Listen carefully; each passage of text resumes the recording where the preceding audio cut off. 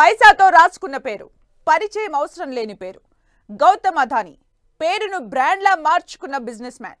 ప్రపంచ కుబేరుల జాబితాలో ఎప్పుడూ ఉండే అదానీని వివాదాలు కూడా ఎల్లవేళలా వెంటాడుతూనే ఉంటాయి. హిండెన్బర్గ్ నివేదికలు రేపిన రచ్చతో దేశ పార్లమెంట్ అదిరిపోయింది. ఆ రచ్చ నుంచి ఇప్పుడిప్పుడే బయటకు వస్తుండగా అమెరికాలో ఆయనపై లంచం కేసు నమోదైంది. దీంతో ఆయన కంపెనీ షేర్లు డబేల్మని పడిపోయాయి. అసలు అదానీ లంచం ఇవ్వడం ఏంటి? ఎవరికిచ్చారు? ఎందుకిచ్చారు?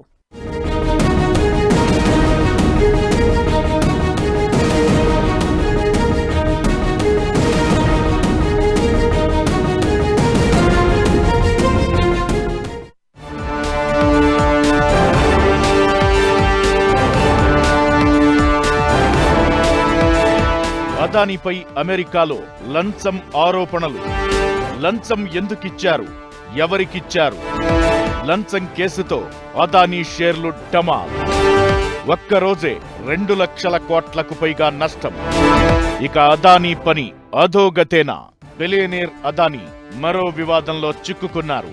లంచం కేసులో ఇరుక్కున్నారు. అది అమెరికాలో. 2 ఏళ్ల కింద అదానీ వ్యాపార సామ్రాజ్యంపై అమెరికా సంస్థ హిండెన్బర్గ్ సంచలన ఆరోపణలు చేయగా అది పార్లమెంటును కుదిపేసింది. అప్పుడు అదానీ గ్రూప్ షేర్లు భారీగా పడిపోయాయి. లక్షల కోట్లలో నష్టం వచ్చింది.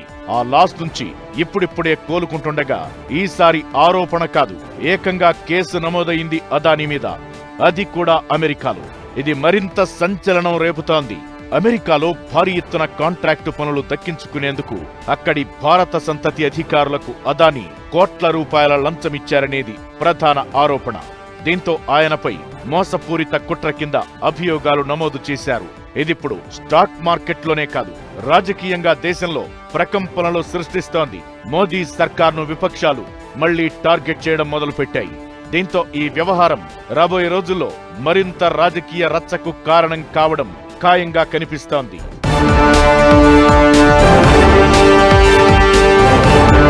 భారత్లో భారీ సోలార్ ఎనర్జీ ప్రాజెక్టు దక్కించుకునేందుకు అదానీ మరో 7గురితో కలిసి అధికారులకు లంచాలు ఆఫర్ చేసినట్లు అమెరికా FBI చెబుతోంది. 20 ఏళ్లలో $2 బిలియన్, అంటే దాదాపుగా 16,700 కోట్లు లాభం వచ్చే సౌరశక్తి సరఫరా కాంట్రాక్టుల కోసం వీళ్లు భారత ప్రభుత్వ అధికారులకు సుమారు $265 మిలియన్, అంటే 2029 కోట్లకు పైగా లంచాలు ఇవ్వజూపినట్లు అమెరికా FBI అధికారులు గుర్తించారు. బ్యాంకులు ఇన్వెస్టర్లకు తప్పుడు సమాచారమిచ్చి నిధులు సేకరించేందుకు ప్రయత్నించినట్లు ఆరోపణలు ఉన్నాయి. ఈ సోలార్ ప్రాజెక్టుల్లో అమెరికా ఇన్వెస్టర్ల నిధులు కూడా ఉండటంతో ఆ దేశం FBI ద్వారా దర్యాప్తు చేస్తోంది.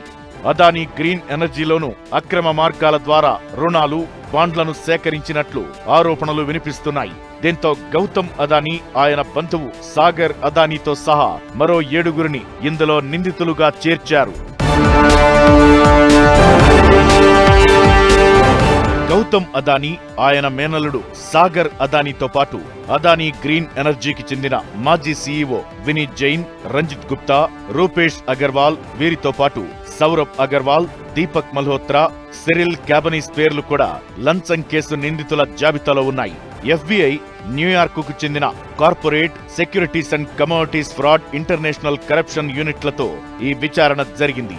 2020 నుంచి 2024 మధ్య అదానీ, ఆయన సహచరులు భారత ప్రభుత్వ అధికారులకు లంచాలిచ్చారని అధికారులు చెబుతున్నారు.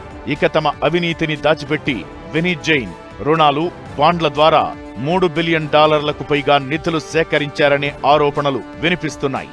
అదానీని న్యూమెరోయినో, పెద్ద మనిషి అనే కోడ్ పేర్లతో ప్రస్తావించారని, దీనికి సాగర్ అదానీ సెల్ ఫోన్ను ఉపయోగించారని అధికారులు ఆరోపిస్తున్నారు. నిజానికి లంచం వ్యవహారంపై విచారణ జరుగుతోందని ఎప్పటినుంచో ప్రచారం జరిగింది. 2022లోనే కేసు విచారణ ప్రారంభమైందని, అయితే రకరకాల అడ్డంకులు క్రియేట్ అయినట్టు తెలుస్తోంది. మొదటి దఫా పెద్ద దెబ్బ ఏది మన అదానీ గ్రూప్. ఇప్పుడేమో ఇలాంటి ఈ కేసు. అయితే హిండెన్బర్గ్ దీని ముందు చాలా చిన్న కేసు. అదానీ గ్రూప్ మీద ఇప్పుడు వచ్చినటువంటి కేసు ఏదైతే అమెరికా గవర్నమెంట్ మూవ్ చేసిన, డిపార్ట్మెంట్ ఆఫ్ జస్టిస్ మూవ్ చేసిన కేసు ఇది. అలాంటి సందర్భంలో ఇది చాలా పెద్ద కేసు. దీని బలం ఎక్కువ. హిండెన్బర్గ్ అనేది ఒక ప్రైవేట్ సంస్థ. అది నైతికంగా మాత్రం ఆరోపణలు చేయగలదు కానీ అది పెద్దగా అంతకంటే కూడా ఎక్కువగా ప్రభావితం చేయలేనటువంటి ఒక ప్రైవేట్ సంస్థ. లంచం కేసు అమెరికాలో పెద్ద కార్పొరేట్ మోసం, అవినీతి కేసుగా మారింది. అయితే అదానీపై అమెరికాలో కేసు నమోదు కావడంతో ఆయన కంపెనీల షేర్లు కుప్పకూలాయి. అదానీ గ్రూప్ లిస్టెడ్ కంపెనీల నుంచే దాదాపు 2,60,000 కోట్ల నష్టం జరిగింది. ప్రతి షేర్ సుమారు 20% నష్టాల్లో కనిపించింది. Adani enterprises 20%, Adani ports and special economic zone 20%, Adani green energy 18%, Adani power 14%, Adani total gas 14%, Ambuja cements 18%, ACP cement 15%, Adani Wilmar 10%, NDTV 14%, Sanghi industries షేర్లు 6% నష్టపోయాయి. మొత్తంగా గ్రూప్ కంపెనీల మార్కెట్ విలువ 14.28 లక్షల కోట్ల నుంచి 12.42 లక్షల కోట్లకు పడిపోయింది. ఈ గ్రూపులో పెట్టుబడిదారైన అమెరికాకు చెందిన జీక్యూజీ పార్ట్నర్ షేర్లు కూడా 25% కుంగిపోయాయి. అదానీ సంపద $12.6 బిలియన్ తగ్గి మొత్తం $57 బిలియన్ కుబేరుల జాబితాలో 25వ స్థానానికి పడిపోయారు.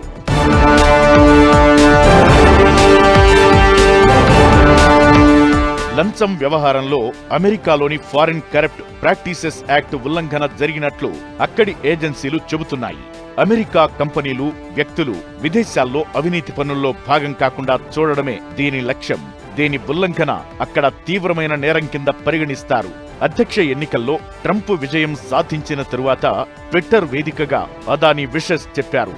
అమెరికాలో $10 బిలియన్ పెట్టుబడి పెట్టి 15,000 ఉద్యోగాలు సృష్టిస్తానని రాసుకొచ్చాడు. ఈ పరిణామాలపై వైట్ హౌస్ నుంచి కానీ, ట్రంప్ ట్రాన్సిషన్ టీం నుంచి కానీ ఎలాంటి రియాక్షన్ ఇంకా రాలేదు. అయితే అదానీ లంచం కేసులో ఆదేశాలు జారీ చేసిన ప్రాసిక్యూటర్ను బైడెన్ కార్యవర్గం నియమించింది.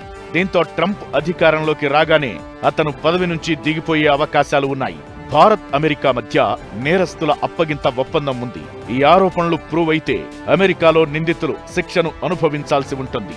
అదానీపై ఇప్పుడు అరెస్టు వారెంట్ జారీ అయింది. మరి అప్పగింతల విషయంలో భారత సర్కార్ ఎలా రియాక్ట్ అవుతుందన్నది ఆసక్తి రేపుతోంది. మరోవైపు అదానీ వ్యవహారం రాజకీయ రచ్చకు దారితీయడంతో ఈ కేసు మరింత ఆసక్తి రేపుతోంది.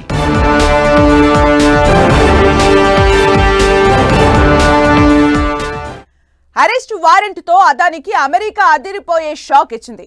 మరి ఇప్పుడేం జరగబోతోంది? ఆయన అరెస్ట్ అవుతారా? తన మీద, తన కంపెనీ మీద కుట్ర చేశారని ఆరోపిస్తున్న అదానీ అమెరికా కోర్టులో నెగ్గుకు రాగలరా? ఈ క్వశ్చన్స్ ఒకవైపు ఉంటే, మరోవైపు దేశంలో రాజకీయ రచ్చకు తెరలేచింది. కాంగ్రెస్ అందుకున్న కొత్త నినాదం పాలిటిక్స్ ను మరింత షేక్ చేయబోతుందనే చర్చ జరుగుతోంది.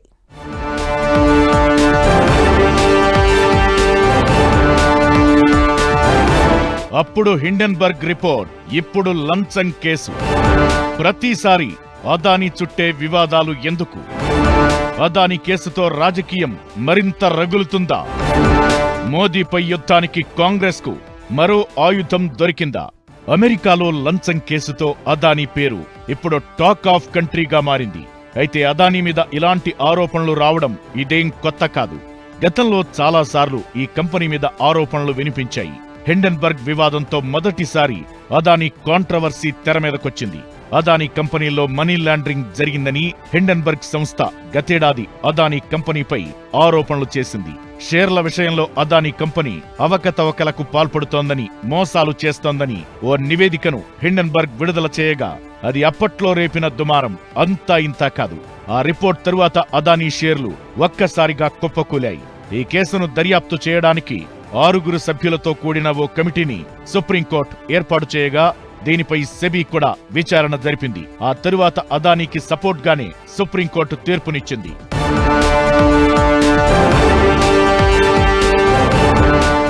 తక్కువ గ్రేడ్ బొగ్గును హై గ్రేడ్ లో అమ్ముతున్నారని గతంలో అదానీ మీద ఆరోపణలు వచ్చాయి. 2014లో ఇండోనేషియా కంపెనీ నుంచి 28 మిలియన్ల బొగ్గును అదానీ సంస్థ కొనుగోలు చేసింది. సుమారు 2,360 రూపాయల తక్కువ ధరకి కొనుగోలు చేసి తమిళనాడు జనరేషన్ అండ్ డిస్ట్రిబ్యూషన్ కంపెనీకి అధిక నాణ్యత ఉన్న బొగ్గుగా 7,750కి అమ్మినట్లు financial times organised crime and corruption reporting సంస్థ ఓ రిపోర్ట్ ఇచ్చింది. ఇలా అదానీ చుట్టూ చాలా సార్లు వివాదాలు వినిపించాయి. అయితే ఎప్పుడూ కేసు నమోదు కావడం, అరెస్టు వారెంట్ జారీ కావడం జరగలేదు. ఇప్పుడు మాత్రం అదానికి అమెరికా బిగ్ షాక్ ఇచ్చింది. అక్కడి కోర్టు సంచలన వ్యాఖ్యలు చేయడమే కాదు, అరెస్టు వారెంట్ కూడా జారీ చేయడం సంచలనంగా మారింది.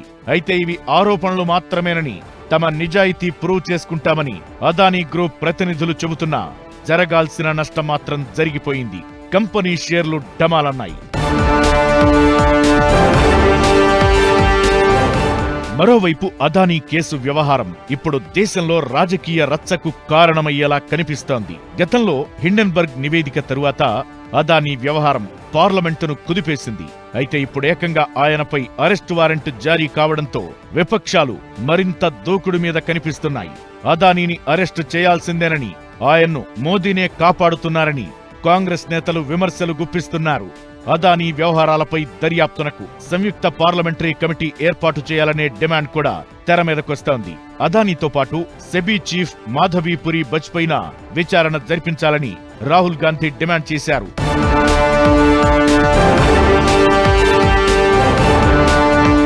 ఇక హమ్ అదానీ కే హై సిరీస్ లో ఇప్పటి వరకు వందలాది ప్రశ్నలు సంధించామని, మోదీ అదానీ బంధంపై వేసిన ప్రశ్నలకు ఇంతవరకు సమాధానం రాలేదంటూ కాంగ్రెస్ నేతలు ఆరోపణలు గుప్పిస్తున్నారు. ఇక సరిగ్గా పార్లమెంటు శీతాకాల సమావేశాల ముందు అదానీ వ్యవహారం ప్రస్తావనకు రావడంపై బీజేపీ అనుమానం వ్యక్తం చేస్తోంది. ఏమైనా ఈసారి పార్లమెంటు సమావేశాలను అదానీ వ్యవహారం కుదిపేయడం ఖాయంగా కనిపిస్తోంది. నేరారోపితులం తప్పితే నేర నిర్ధారణ అయినట్లు కాదు, మేము అప్పుడు దాకా నేరస్తులం కాదన్నట్లుగా వాళ్ళ వాదనగా చెప్పారు. అయితే ఓవరాల్ గా ఏంటంటే దీనిలో ఇక్కడ మనం సూక్ష్మంగా గమనించాల్సింది ఏంటంటే 2021 సెప్టెంబర్ లో కలెక్ట్ చేసినటువంటి, అమెరికాలో కలెక్ట్ చేసిన అమౌంట్ కి సంబంధించి ఇప్పుడు ఈ కేసు 24లో రావడం ఏంటి అనేది ఒక ప్రశ్న. Security exchange commission of America ఇప్పుడు దాకా నిద్రపోతుందా, లేకపోతే డిపార్ట్మెంట్ ఆఫ్ జస్టిస్ చూడలేదా, జరగటానికి వీల్లేదు. ఇక్కడ ఏంటంటే ఇక్కడ కొంచెం ఆలోచించాల్సిన విషయాలు ఉన్నాయి. ఇక్కడ మనం గమనించేది ఏంటంటే పవర్ ట్రాన్స్ఫర్ జరుగుతుంది అమెరికాలో. ట్రంప్ రాబోతున్నాడు, బిడెన్ వెళ్ళిపోతున్నాడు.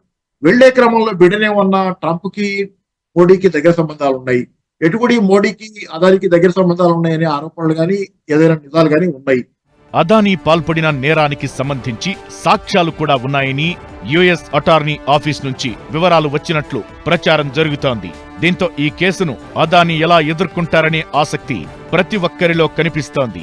FCPA, foreign corruption practice act, అమెరికాలో చాలా పవర్ఫుల్. ఈ యాక్ట్ ప్రకారం తప్పు చేసిందెవరైనా నేరం రుజువైతే $2 మిలియన్ జరిమానాతో పాటు 5 ఏళ్ల జైలు శిక్ష కూడా విధించే అవకాశాలు ఉంటాయి. త్వరలో అదానీ కేసు విచారణకొచ్చే అవకాశముంటుంది. మరి అదానీ విచారణకు హాజరవుతారా? ఆలోపే ఏమైనా జరుగుతుందా? ట్రంప్ పగ్గాలు అందుకున్న తరువాత సీన్ మారుతుందా? ఏం జరగబోతోందనే చర్చ వినిపిస్తోందిప్పుడు.